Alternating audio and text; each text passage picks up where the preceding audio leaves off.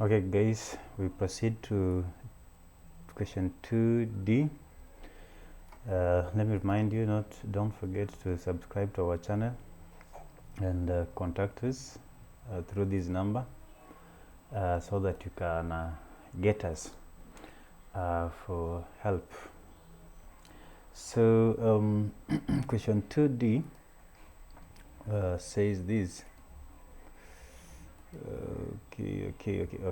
2D says write C++ program that will create an object from a class named max with the following properties. 1. A data member named schools, which is an array of 6 elements. A member function named mean for inputting the max, calculating the mean and outputting the mean score. Hey knec, they give this question 5 marks. They could have added some more so that maybe it becomes 7 or even 6, since it is testing a lot. 1, do you know how to write a C++ program? So do you understand the flow of a C++ program? 2, do you know how to create an object for a class? Do you know how to create a class named max? Do you know at which point we are creating an object? We normally create an object when we are in the main function, and the main comes after the class. When we are in the main function and we need now to call a function or a method to start working. Do you know what data members are? Do you know that the question is, this data member called scores to be an array? Do you know how to declare an array in C++? An array that is going to contain 6 elements. Do you know how to create a member function and give it a name mean?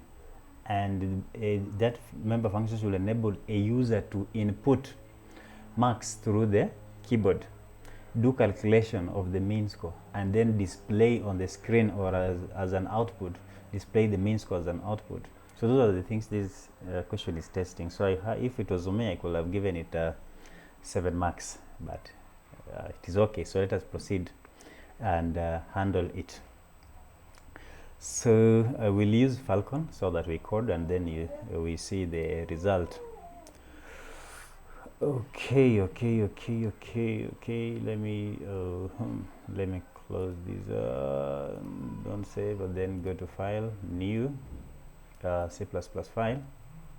So I'll start a program. #include. Your stream, I assume, means input output stream. Don't forget using namespace standard, std namespace standard, and then from there now you can create your class. We have been told that the class you're supposed to create is called max, so you create a class named max. So class max. You need to have in mind the syntax of creating a class, that once you use the keyword class and then the name of the class, you need to introduce the body of the class using the opening and closing bracket. Then everything about the class will come in here, but the end of the class, which is this one, should be ended with what? A semicolon. So a class normally ends with a semicolon. So then I go back here. Okay, I go back here to have now the class has give it an access specifier. I can use any if it has not been specified. So public followed with the full colon. There's a full colon there. So one of the data member that I've been told that is there is the data member scores. But since we are also going to calculate mean, so we can also add mean score as a data member. With these, when you are calculating mean score, you need to do summation, so you can also add sum or total as a data member. So I will have the following data members. 1, the one that we have been provided, all of them I will say they are of type integer, or let me say float. So they are of type float. Then scores is the arrays that have been asked to create it has 6 elements, so I'll put them inside the square brackets. So that is scores. Then okay, then I will also have float sum, which will be doing summation of all the marks that we enter and then push them to the array. Then I will have another one called mean score. So I'll have another one called mean score, which is will store the result of the mean score calculation. Then I will need another one. I will use an I. We normally use an. You can use an I or the word counter for counting or looping through the array. Okay, so those are my data members. Then there is a member function that we have been told to create. So let me put a space. So I will provide the return type for my function, which is going to be float, and then we've been told that the function name is, or the member function name is supposed to be mean, and it is going to do some tasks. One, users to input marks for six students, then to calculate the mean and then display the mean. So therefore float mean is the name of the function. We have to put these two brackets so that it designate that this one is a function and not a variable. When we remove the two brackets, then it becomes a variable. When we add this bracket, then it becomes what? Then it becomes a function. Then a function also has its body, so introduce its body there with this opening and closing bracket. Then inside the body of the function, now we put the task that it has been designated. It has been designated to pick 6 marks from a user. So therefore what I can do is that before I start looping, I can assign marks to be equals to 0. That is an initialization. Let me give you a comment here. I am doing initialization. Initialization means giving an initial value to a variable. Then from there, I can now start looping that for I, which is my counter, is equals to 1. I start looping from 1. I should not loop should not be greater than or equal to 6, can be less than or equals to 6, and then I loop through I, so I increment I plus plus. Remember the for loop, the function has its body, then the for loop again has its body, so I'll create a body for the loop. So this one shows the body of the loop. Let me just move it a little bit here so that it be there. Then this one is inside. Yeah, so this is the body of the function, this is the body of the class, this is the body of the function mean, this is the body of the loop. So what are we looping? That for I is equals to 1, I is less than 6, and I plus plus, ask somebody to input to the marks. So C out, enter, I can say enter marks for student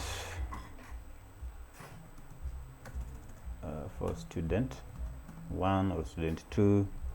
So I'll put a space there and then close the quotation. Then maybe the student I, meaning student 1, student 2, student 3. Okay, then I end line. End line means the input will be provided in the next line after this statement, enter marks for student 1 or student 2. But this is an I is counter, so from 1 to 6. Student 1, 2, 3, 4, 5, 6.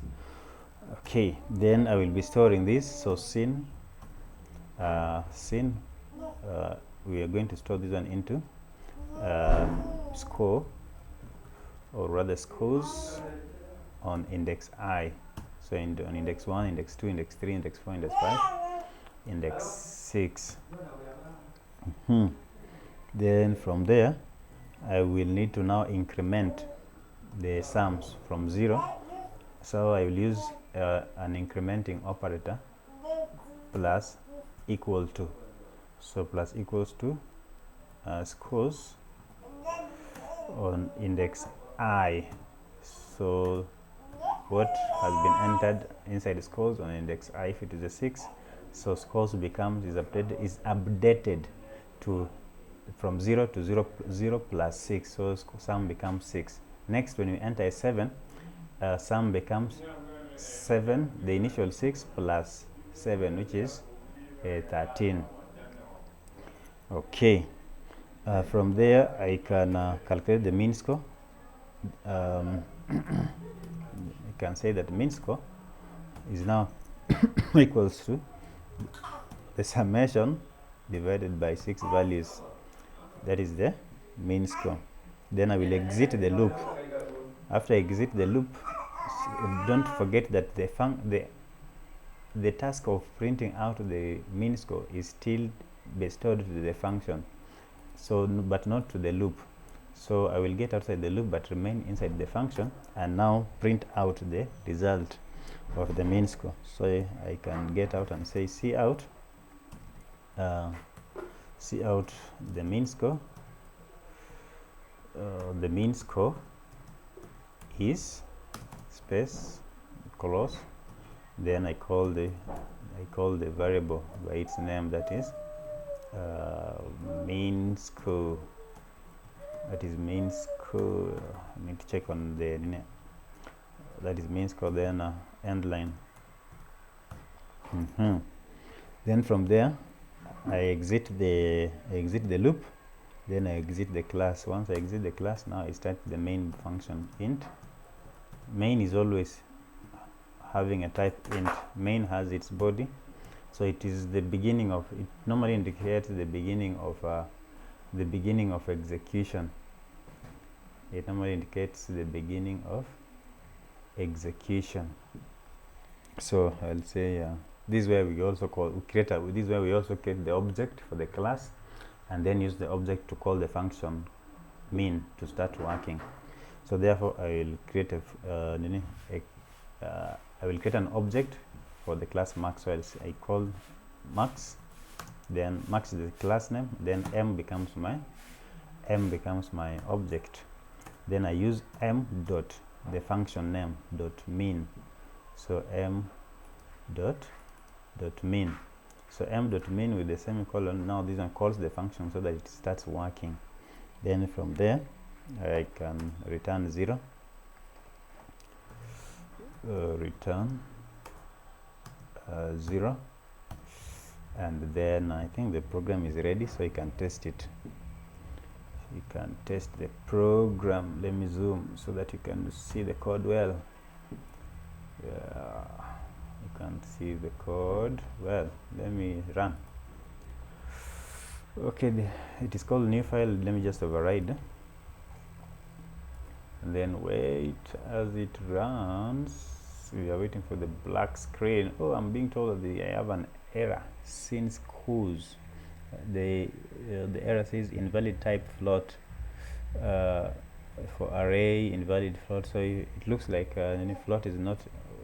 C++ normally have a problem with float. So let us change it to double. Double. Also this one double. Double, and even the function, make the function double. Okay, double. Okay, let me run again. Invalid type double for array subscript. Let me see where the problem is. Public. Okay, you cannot I cannot count using double. Then I can change this one to be integer. I can change this to be integer. Let me see. Let us wait. So the counter should be an integer. No return statement for function returning and void. Where is the function? Double mean. Okay. We can have void here. Okay, and then let us see. Let us see. Come on.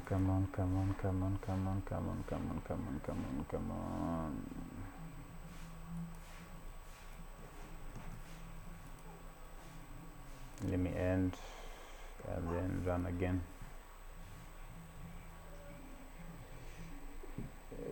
Okay,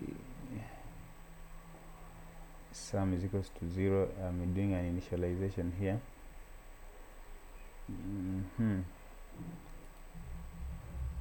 What does this program need? What does it need?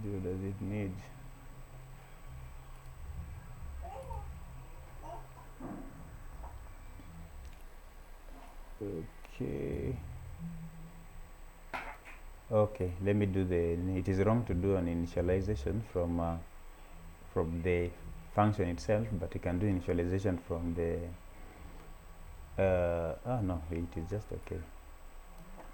My comment is wrong. Maybe the comment is wrong, so let me see. And then do this. Let me test this one first.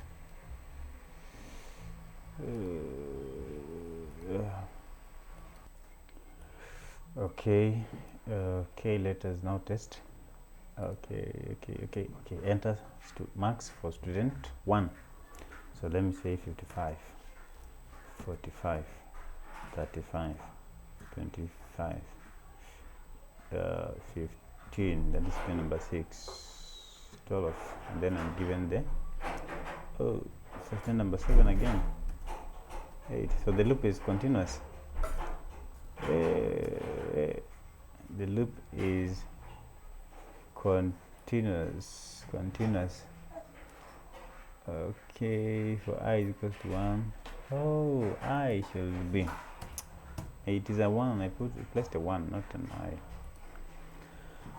Okay, so 55, 34, 35, 55, 45, then 34. So the mean square is 11. Let us repeat again. 6, 6, 6, 6, 6, 6. Okay. So you see, there is at least it's now working. So now your code is here. Let me take up to the class first of all. Copy.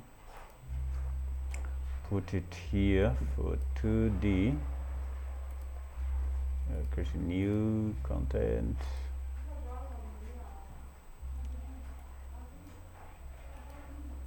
(2D)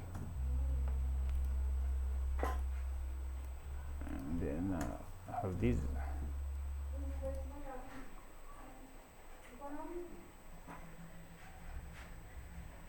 Okay. Yeah, you will zoom when you get the document. Let me create a new document, and then a continuation of 2D, and pick the remaining code in the main function, copy and give it to you here. Yeah. Okay, so that is question 2D. It is now working well. Okay.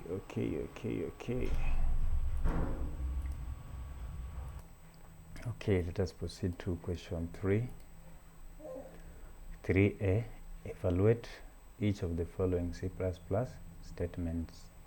Roman 1, k is equals to 6 multiplied by 5 divided by into bracket 5 modulus 3. We read the percentage sign as modulus. A modulus returns the remainder of the division of between 5 and 3, minus 3 raised to or power 2 plus 2 times 10 here. So you know, here we found it is just a mathematics. You follow the board mass. So let us do it from here. Okay. Let me put a slide for read. That is 3A. It is 3A Roman 1. So 3A Roman 1. Okay, and then we do it from here. So let me just copy the mathematics. It is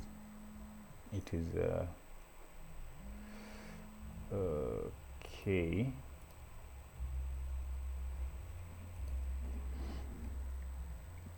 k is equal to 6 multiplied by 5 divided by into bracket 5 modulus 3 close bracket minus 3 raised to 2 plus 2 times 10. Yeah, so now we follow the BODMAS. We follow the BODMAS. We follow the BODMAS. Okay. BODMAS means bracket, so we start with the bracket. So 5 modulus 3, that is the remainder of a division between 5 and 3, so that which is 2. You know, 5 divided by 3,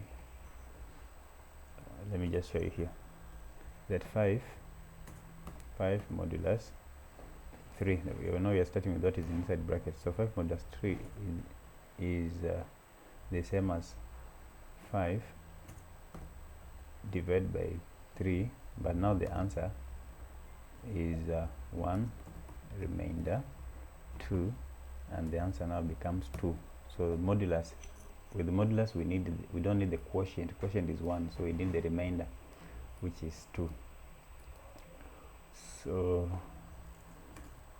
when we write the question, we'll have like k is equals to 6 being multiplied by 5 being divided by now 2 minus 3 raised to 2 plus 2 being multiplied by 10. So this 2 here is the result of 5 modulus 3, the remainder of the division between 5 and 3. Okay, bracket off, there is no off, then there is division between the 5 and the result of the modulus, which is 5 being divided by 2. Now which you now get the quotient even if it is in decimal point. So 5 divided by 2 here, we get 2.5. Yeah, so this one becomes k. K is equals to 6 being multiplied by 5 divided by the result of the modulus, which is 5 divided by 2. 5 being divided by 2, which is 2 point. Okay, which is 2.5. Yeah, minus 3 being raised to 2 plus 2 times 10. Okay, bracket of division. Multiplication, I have the 6 times 2.5. 3 raised to 2 is also multiplication because it is 3 squared, so 3 times 3. Then 2 raised to 10 is also multiplication. So you will have 6 times 2.5, which gives you what? Let me open my calculator so that we don't do what is wrong. Calculator.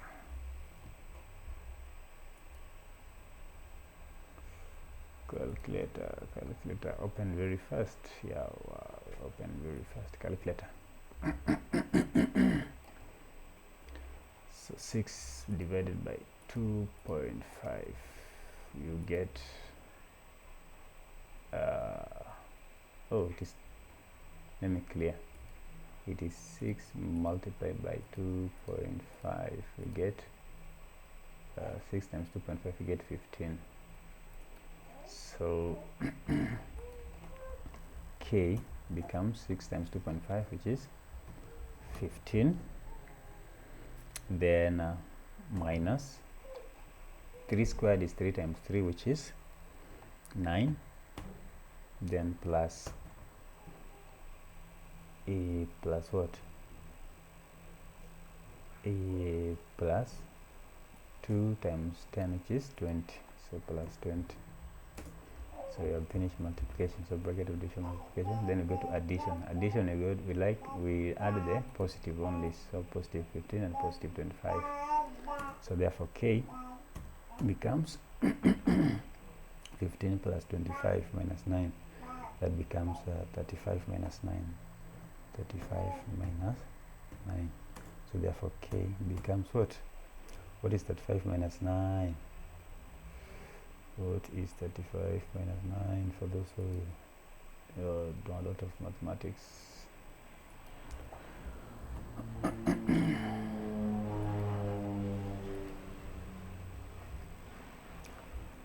(35 minus 9). What do I get? I get 26. So k becomes 20. K becomes 26. Okay, let us proceed to the next question, which says 78 is greater or equals to 128 modulus 20 being raised to 2 plus 2 multiplied by 4 minus 100 divided by 5. That is the end of the question. So let us do it from here. That is 3a Roman 2. That is 3a Roman 2. 3a Roman 2. So 78 is greater or equals to, into bracket, 128 divided by modulus 20. So you need the result of the remainder after the division, and all of these results being raised to 2. Then there is plus, we are adding 2 being multiplied by 4 minus 100 being divided by 5. Again here we also follow body mass. So bracket, so there's a bracket, so we have a modulus. So when we have started the bracket, so we'll have 78 being greater or equal to 128 being divided by 20. Then we need the remainder. So 128, 20 by 6 gives you 120, then the remainder is 8. So the quotient is 6, which gives you 120, then the remainder is 8. So you'll have 8. Now 8 being now raised to 2. 8 being raised to 2, then plus 2 being multiplied by 4 minus 100 being divided by 5. So bracket of then division. Where is division? Division is here. 100 divided by 5 is the division. 100 divided by 5. So therefore 78 is greater than 8 raised to 2 or 8 squared plus 2 being multiplied by 4 minus now 100 divided by 5, which gives you what? 20, if I'm not wrong. 100 being divided by 5 gives you 20. So minus 20. That was division. Multiplication, we have 2 division raised to 2, which is 8 times 8, then 2 plus 4. So therefore we will say 78 is greater than 8 times 8, which is 64, 8 squared, plus 2 times 4, which is 8, then minus 20. Then that is multiplication. Then we go to addition. For addition, we add the positive ones, 64 and 8. So therefore 78 is greater or equals to 64 plus 8 gives you Okay, 64 plus 8 gives you what? 72. So it is 72 minus 20, and therefore 78 is greater than 72 minus 20 minus 20. 72 minus 20 gives you 52. So the result is true, that 78 is greater than all of these things. So the result is true. Okay, that is what they needed. 2 marks only. Okay, 3b, Roman 1. State one advantage and one disadvantage of using an inline function in OOP.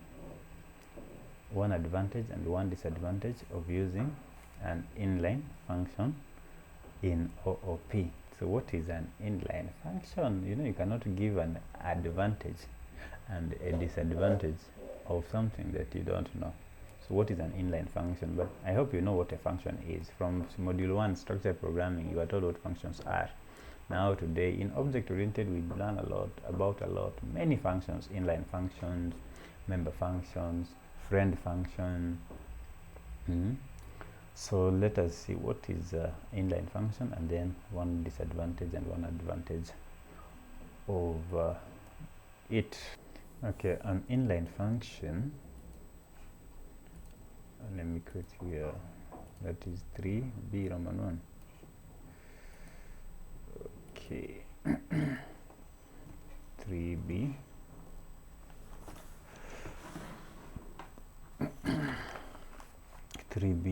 Roman 1. 3b Roman 1 inline function. Inline function. So what is it? An inline function is a function intended to reduce the execution time of a program. So it is a function normally created with the keyword inline so that you can reduce the execution time of a program. There is a syntax for creating or defining an inline function. First of all, we use the keyword inline. Then we provide the return type of that function. You know, the return type is the data type of the value being returned by that function. Then there is a function name. The function name. Then you can have the function arguments in here. The function, and then you know a function must have a body. And then inside the body, the definition. The definition means the tasks being performed by the function.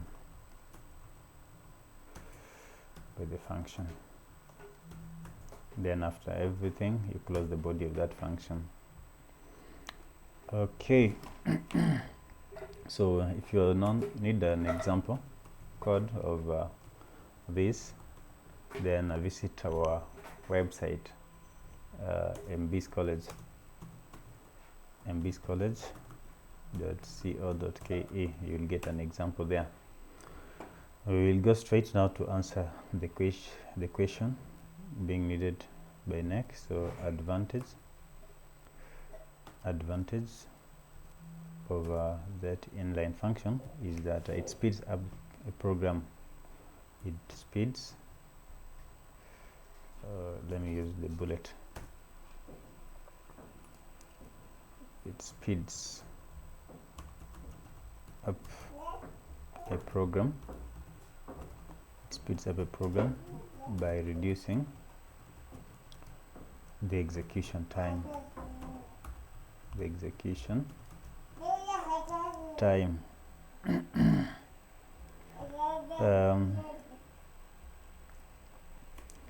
Another advantage is that it can be used by C++ classes. So that function can work well with C++ classes.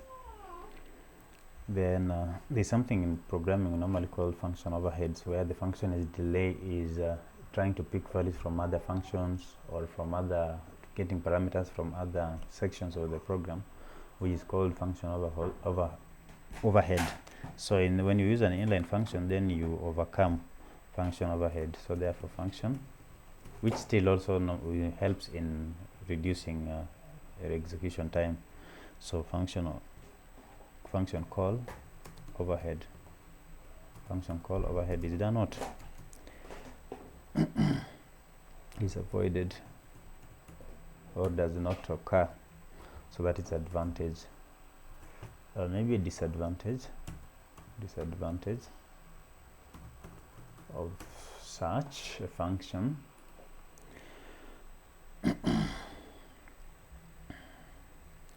This function normally implements additional variables that consume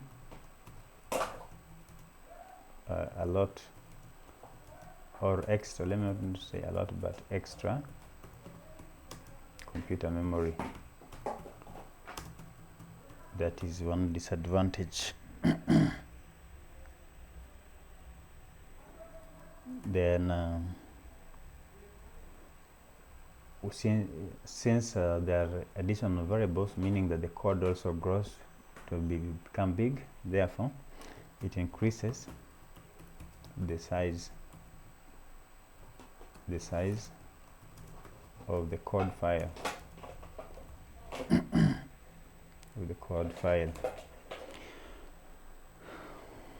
Then lastly, it is not suitable.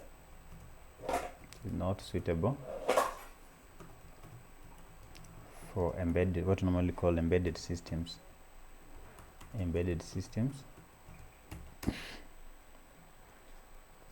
Where these systems where code size matters so much than the speed, than program speed.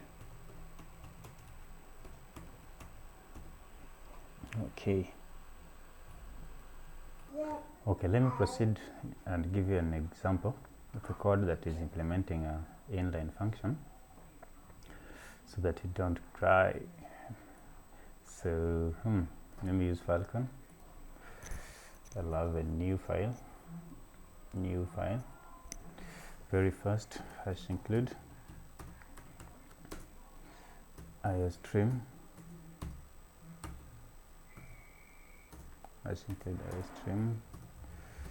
using namespace std. Then now we start creating our inline function here. Let's say inline. Your function maybe can be a function named area. A function named area having two parameters or two arguments, int length and int width. So that there are two arguments being passed in that function. This function has a body, and this function has to just return length being multiplied by width. That is the work of that function. Then then now we proceed to the main function.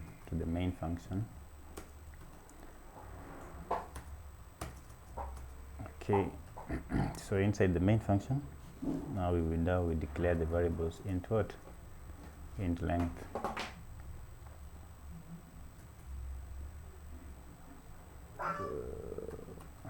Int length, int width. So they have to be declared. Then now maybe let us say you are asking somebody to enter we are asking somebody to enter the value of length and width. So using the cout, enter length and width, one after another.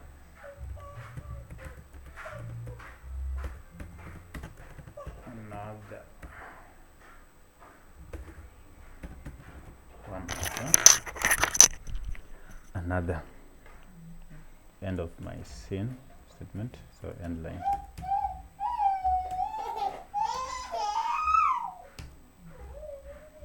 End line.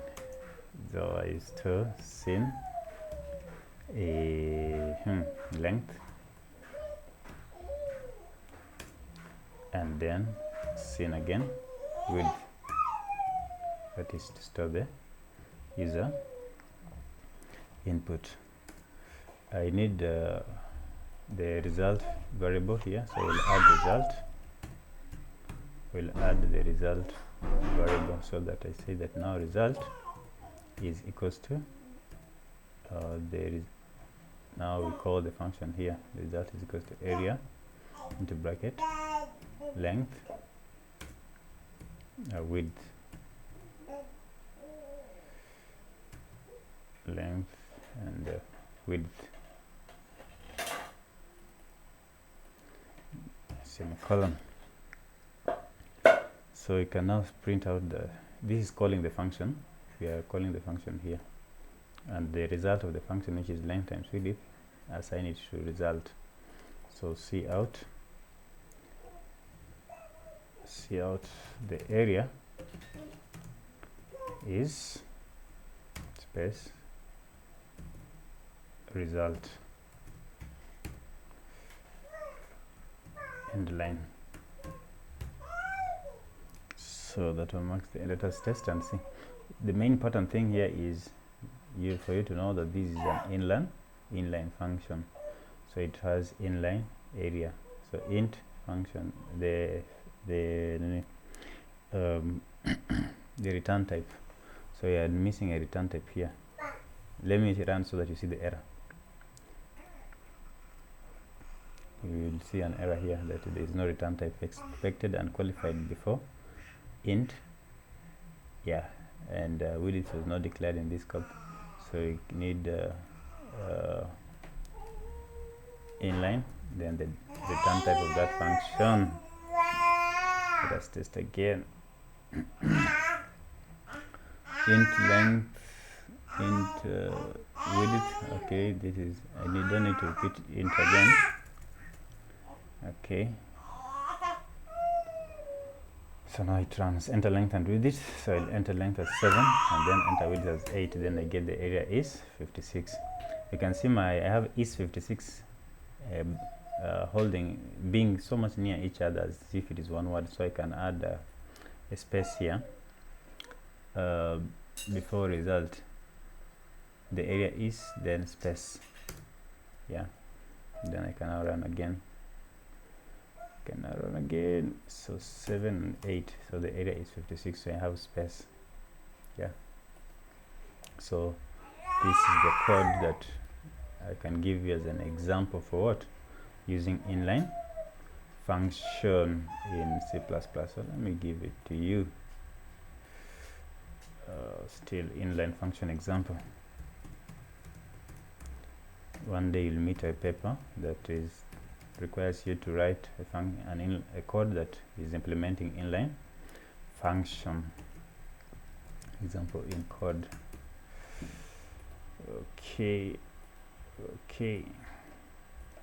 remove this one and paste the code there. So the code is here. I am pasting this code here because I know you are going to give me calls, so that I give you this document in PDF form. A whole document just for November 2021 object-oriented programming. Okay. Okay, what is the next question? Okay, 3B Roman 2. Explain the term dereferencing. Let me zoom.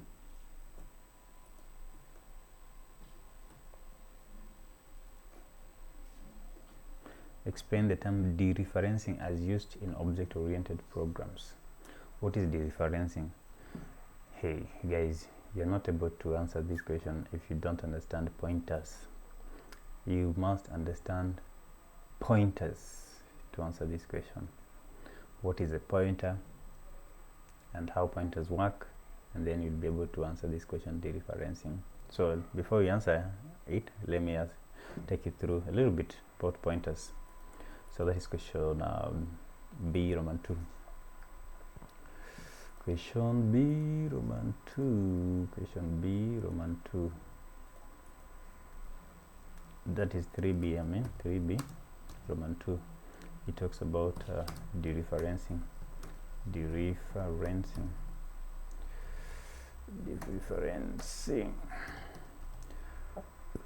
Okay, before we answer it, or let me first, I can start with the statement that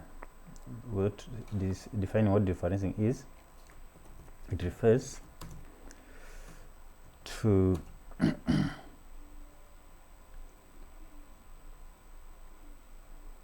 to returning the value of a variable, that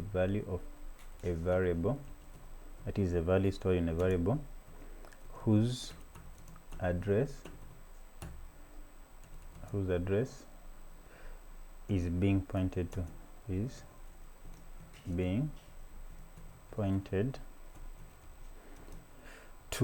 by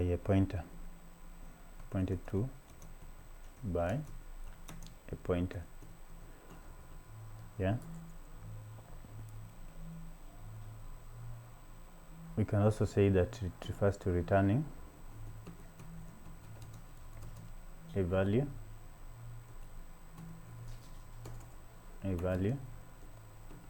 stored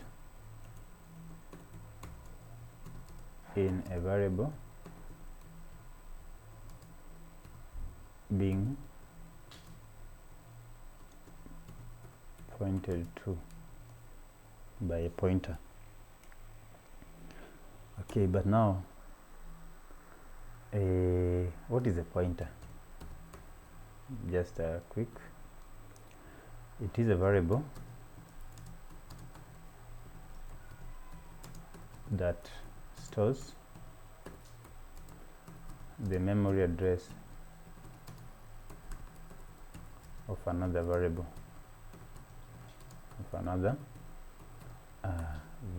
that is a pointer. How do we declare a pointer? Declaring a pointer, the syntax for declaring a pointer is you will have a data type, like for instance integer, data type of your pointer, then use a star, then followed by the pointer name, followed by the pointer name. Example, e.g. we can have integer or star, then ptr being my pointer name. So this statement declares a pointer of type integer. Okay.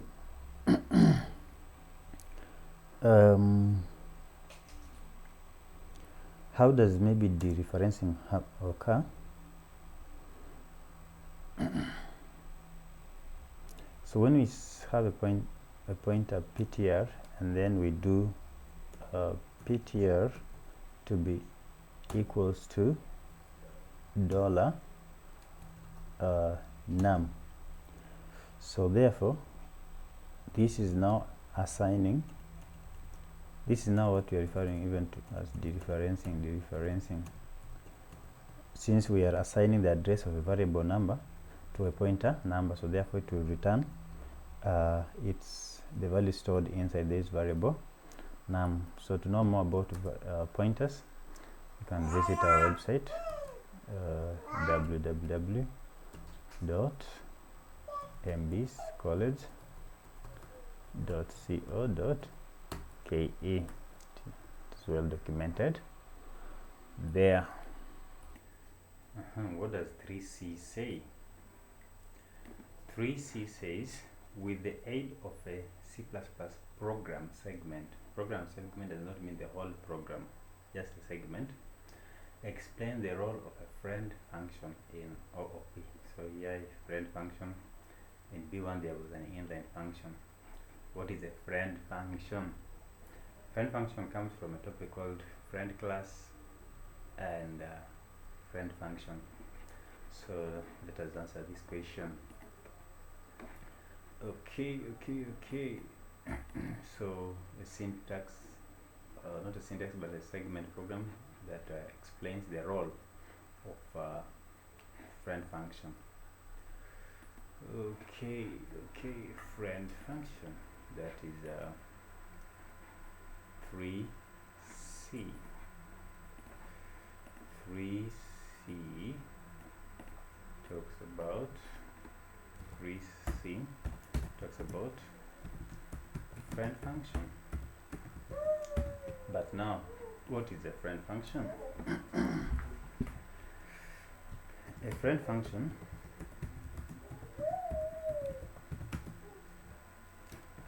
is a function. It is a function which can access the private and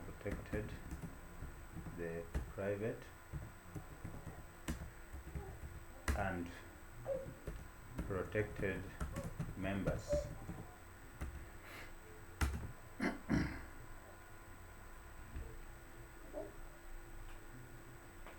of a class in which it has been declared a friend. So you cannot access, private and protected member functions cannot be accessed by any other function in the program. But when a function has been declared as a friend to a certain class, then it can be able to access the private and protected members of that particular class. This a friend function, it can be a member of another class, it can be a member of another class, or it can just be a general global function. It can be a global function. What does this mean? It can be a member of another class. So a program can have many classes. So, but functions of one class cannot implement or access private and protected data members of class A. Let me say class A and class B. So class B function cannot access the members of class A, especially when they are private and protected. So therefore, unless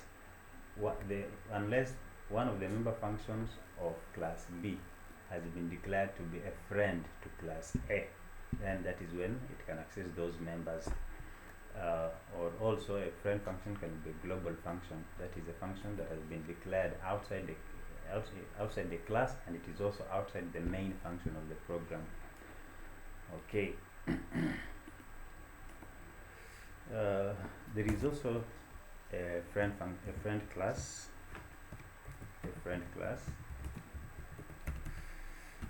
which is a friend class. Okay, a friend class, which is a class of it is a class which can access the private private and protected members. They are not supposed to be accessed just easily, only by friends. So a class which can access private and protected members of another class, that is, it becomes a friend function, but it must be designated to become a friend of that other class. So the question needs us to provide a segment code. So let us try and do that. Okay. Maybe before that I can give you a syntax of a friend function, not of a friend class, but for a friend function. You can have a class and the name of the class name, that is just declaring a class. The class has a body, and then in that body we can now declare there that there is a friend function which has the word friend starts with small letter. So there is a friend function which has a certain return type. You know, return type in the data is just a data type, and then followed by the function name, the function name. You know, functions have arguments. The arguments of that function. A function has its body. Oh, here it is not defined, so it's only declared. So we end it with a semicolon. So we don't define it. Defining means we don't give it tasks when it is here, because we are just declaring that it is a friend of a certain class. So therefore we end the body of that given class with a semicolon. Just an example.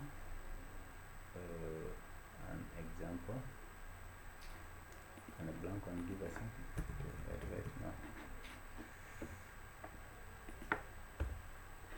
Okay. An example, or now the answer to that question. Answer about friend function. We need a code segment that can implement that one. So we may have, let's say, a class named lecturer. We may have a class named lecturer. It has a body. It has private members. It has some private members. One of these is int, lecturer name. Has a private member, and maybe int salary as also a private member of this function. Then there is a friend function. There is a friend function of type void, maybe called display data, or display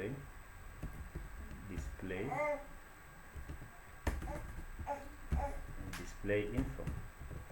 So this function now is being declared here as a friend. Then this marks the end of this class. Then from there we may now create a global function called void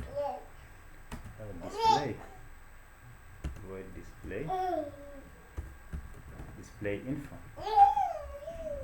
being a global function. It is not declared inside main or declared in any other function, so it is a global function. So when you declare it, it has its body. Inside its body, it can maybe print out cout the lecturer name. The lecturer name is space. Then it is now able to access the member of lecturer. So, but to access the member of the class lecturer, it must use an object of this class. So you must create an object of this class lecturer L. So L becomes the my L here looks like an I. So let me use lecturer lec. Yeah, lecturer lec becomes my object. So to access and display the name of the lecturer, I will use the object lec dot the function name, and the function is what? Dot the lecturer name, that is dot lec name. So now I am able to access this data member called lec name that belong, which is private to the lecturer. But this function is not generally it is has not been defined inside the lecturer class, but has just been declared as a friend. And okay, underline, yeah. Okay, maybe you can also see out. You can also see out that the salary, or his salary is space. Then I can have the object lec dot what dot salary.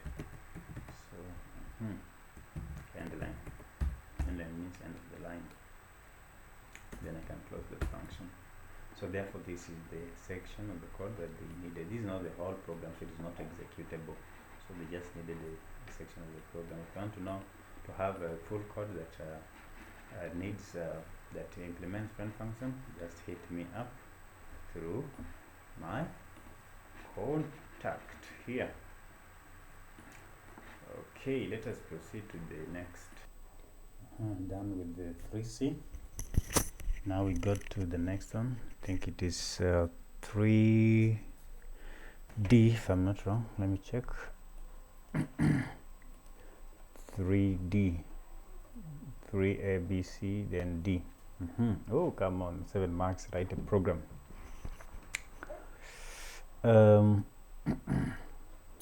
Write a C++ program that uses an overloaded function named calculate to determine the area or volume of rectangular objects based on the number of parameters provided. The program should determine and output the area or volume appropriately for object 1, 12, 8, that is length and width 12 and 8, and object 2, 6, 8, and for use function prototypes. So therefore this is polymorphism. You need to the first thing you need to understand is that this is polymorphism, and this is a compile time polymorphism known as function overloading. So what is function overloading? And then we do the, you need to understand what is function overloading, and then we do the code. So function overloading refers to having two functions with the same name, but they are doing two different tasks, or they're doing different tasks. That is what function overloading means. Having multiple functions performing different tasks. That is what we refer to as function overloading. So okay, your slide here. So 3D. So 3D is about function overloading. So before we give you the code, you need to understand what this is. An overloaded function. So an overloaded function, you see the question uses the word use an overloaded function. So the concept is function overloading. So an overloaded, let me start with what is function overloading. So function overloading refers to having multiple or many functions with the same name, or of the same name, functions of the same name but different. If I am a programmer, I say different definitions, but if you're not a good programmer, I say be different tasks. Yeah. So an overloaded function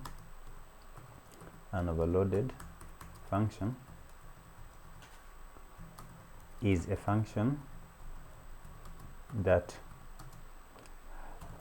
has more than one task, or has multiple definitions. Definitions means the description of the task it is doing.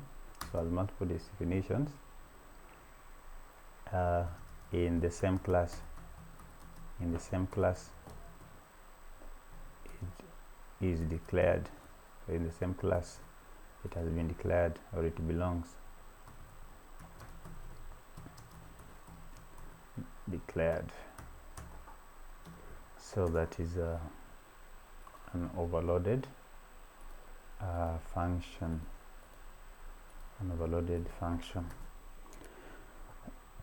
It is a concept of polymorphism. So it is a type. It is a compile time.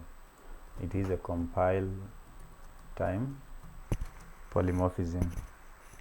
It is a compile time polymorphism. You know, you normally have compile time and runtime polymorphism. Function overriding is a runtime polymorphism. There's another one called function overriding. Function overriding is a runtime. It is a runtime polymorphism. And function overriding refers to a function, or a member refers to a member function of a base class. Now here there must be inheritance. For function overriding there must be inheritance. So that's why we say it refers to a member function of a base class being redefined. Redefined means being given another task by the derived class. By the derived class. That is a function overriding. So one day you'll be asked the difference between overloading and overriding. Okay. Okay. Overloading is done by giving the function different number of arguments, or different data types of arguments, different data types of argument. That becomes overloading. So therefore, to implement the overloaded function in this question, you find that we have to provide we need to have the same function called calculate, but override it by giving it different numbers of arguments. 2 arguments for area and 3 arguments for calculating volume. So that is what the question needs. So we can proceed and code. So let me proceed to Falcon. File, new C++ file. Okay. Okay, you can proceed and have the code. I will start #include to show overloading. So #include IO stream, using namespace standard. Then we create our class. We have been told, let me go step by step. We've been told a C++ program that uses an overloaded function named calculate to determine the area of the volume of a rectangle of rectangular objects based on the number of parameters. So you will choose the name, your name of the function. It has not been specified, so I will call my function class rectangle. Class rectangle. That will be the name of my class. My class has a body. The body of my class will end with a semicolon. Then I go back. The class, I will give it public members. So the first one will be int. So I will have int length, L for length, W for width, and H for height. Then I'll have a function int calculate. So this function is going to be overloaded, so it is going to be defined 2 times in the same class. In C language of structure programming, you cannot do that. You cannot have 2 functions with the same name, but with the polymorphism you can do that one in C++. So int so we are going to do polymorphism or overloading by giving it parameters. So it will have int L as one of its parameter and int W as its second parameter. So it has 2 parameters. This function has a body and it is going to do a task. The task is to see out, to print out the area of a rectangle. So therefore you can display that the area of rectangle is space, then area of rectangle is calculated as length multiplied by width, then end the end line. So this one means length time. It is you can also choose to declare a area and then say that the area is equal to length times width. Then the area of the rectangle is area. So you can choose to do that. Okay. Again, within the same class, again we have another function int calculate again. So the same function, but doing a different task again, being given 3 parameters. This right now at this time int L, int width, and int H. So 3 parameters, and then this function has its body, and this work is going to see out or print out that it is the volume. So the volume of rectangle is this space. Then the volume of rectangle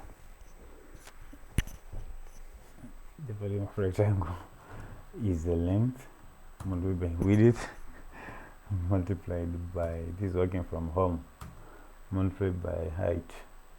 The person catching my attention is here, disturbing me. Yeah, this is the person disturbing me here. You're disturbing me and I'm making a video. Yeah? Hey, stop disturbing. So she's catching my attention. Let us continue. Okay. So length times width times height, then end line. You want my mouse? I will not give it to you. So finally,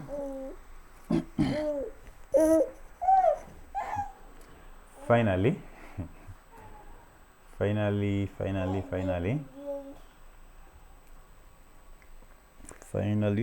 I think we have finished this class. So you can see that there are 2 functions of the same name. This is impossible in C programming or structure programming. It is only possible in object-oriented programming through use of polymorphism. When you do this one in C, you will get errors. Now I am exiting the class and now do int main, that is create my main function. Now since I want to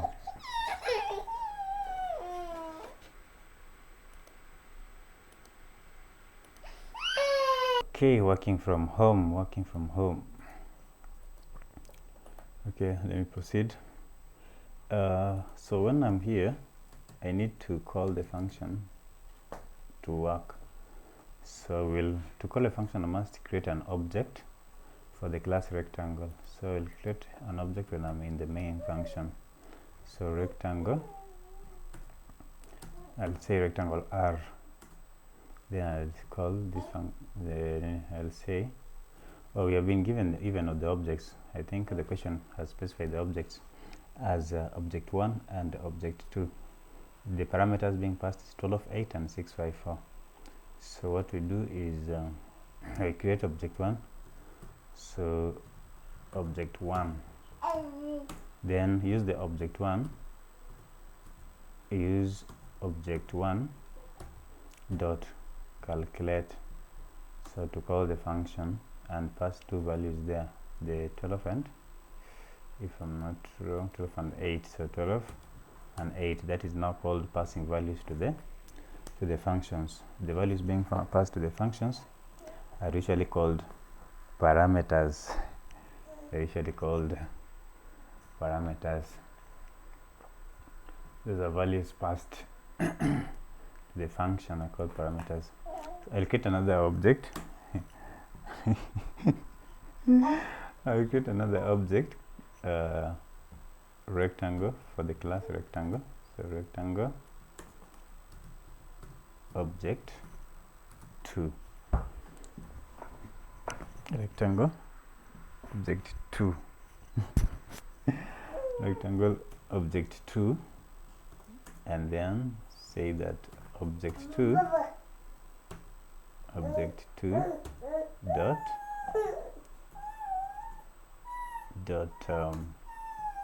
calculate. So that is to call a function using an object. It is 6.5 what we've been given the parameter 6.5 6.5.4. So let us test if this one is working. Someone is making noise here. Let us test if it is working.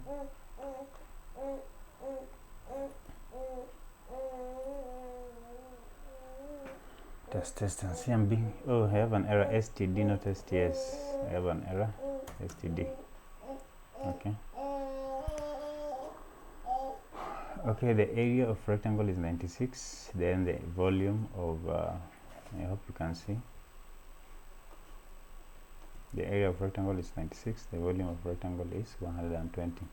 So that means the program is working well. So that is, let me emphasize on polymorphism and function of overloading. We have overloaded the function called calculate. So we have the same function calculate, but doing two different functions. We have overloaded it because you have given it different number of parameters in different scenarios or in different definitions. So that is what they needed. You see, it is a short code, but 7 marks. Let me give you the code in the presentation now. So function overloading.